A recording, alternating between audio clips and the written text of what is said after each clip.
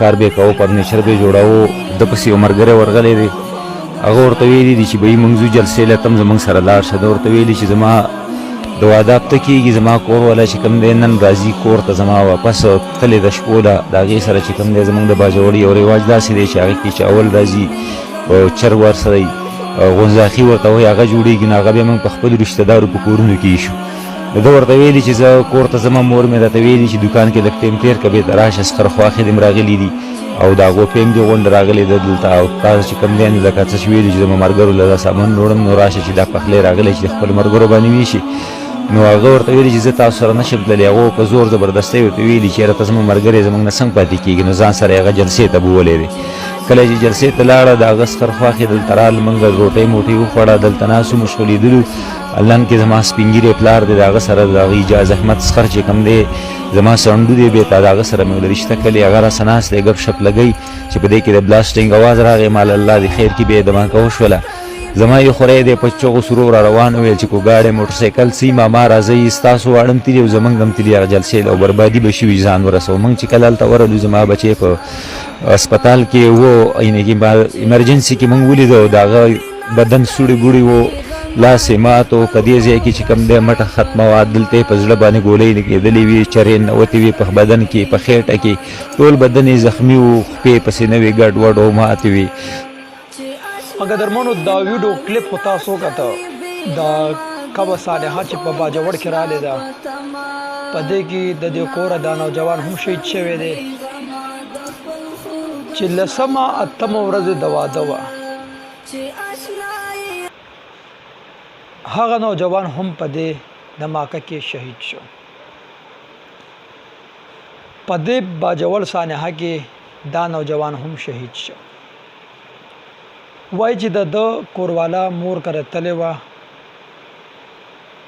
هر ښځه چې کله واده شي دا یو رواج دی دستور دی په ومه باندې د مور کور ته ځي نو د دې ملګري الله دې جنت الفردوس ورکړي د ده دا کوروالا مور کړه تلې وه نو نن راتله نن غالبا لسمه ورځ وه په نن ورځ باندې راغلی وه چې په کومه ورځ باندې دا حمله وشوه ډرون حمله وشوه په کوم ورځ باندې دا واقع چې رااله باجوړ کې په دې ورځ باندې د کوروالا هم رااله وایي چې دا نوجوان په دې جلسه کې هم موجود و ډېر د افسوس مکان دی یاره چې ډېر د افسوس مقام دی تاسو یقین په رب د ذاتو کې دا زړه ډېر دردېږي چې دغه واقعه مو وکته یاره چې بار بار زما ذهن کې دا تاویږي او زما د ذهن نه د سره دا وځي نه دا واقعه ډېر زیات خفه یم او ډېر زیات خفه یم تاسو یقین په رب وکړئ چې دې واقعې سره او دې کور والو سره ما دومره جړېدلي دي دا ما برداشت نه کېده ما چې د دوی ویډیوګانې کله کتې تاسو یقین په رب وکړئ چې ما ورسره دومره جړېدلي دي حد نه سیوا ما جړېدلي دي بار بار د دوی ویډیوګانې ما کتې زړه مې دردېده اوس مې دومره خفه ده خو مجبور شوم ما په ویډیو هم جوړه کا الله دې د دې کور والو ته صبر جمیل ورکړي د نوجوان دی الله تعالی جل جلاله دل جنت ورکړي او د شهادت ته الله د قبول کړي او په جنت کې د الله پاک جل جلاله ول اوچت مقام ورکړي څومره شهیدان شوي ټول شهیدان وتا الله پاک دې د داسې حادثونو او د داسې دماکونو د موږ مسلمانان پښتانه په امن کې اوساتي قدرمنو په دې واقعه باندې زما یقینا ډېر رړو خپه شه هر مسلمان په خپه دی هر ماشوم په دې واقعه باندې خپه دی ټول پاکستان په دې واقعه باندې خپه دی خاص کر په دې نوجوان باندې زما ډېر زیات درد دی د دې په مور باندې د په پلار باندې د په هغه کوروالا باندې چې په هغه بس تیریږي ودا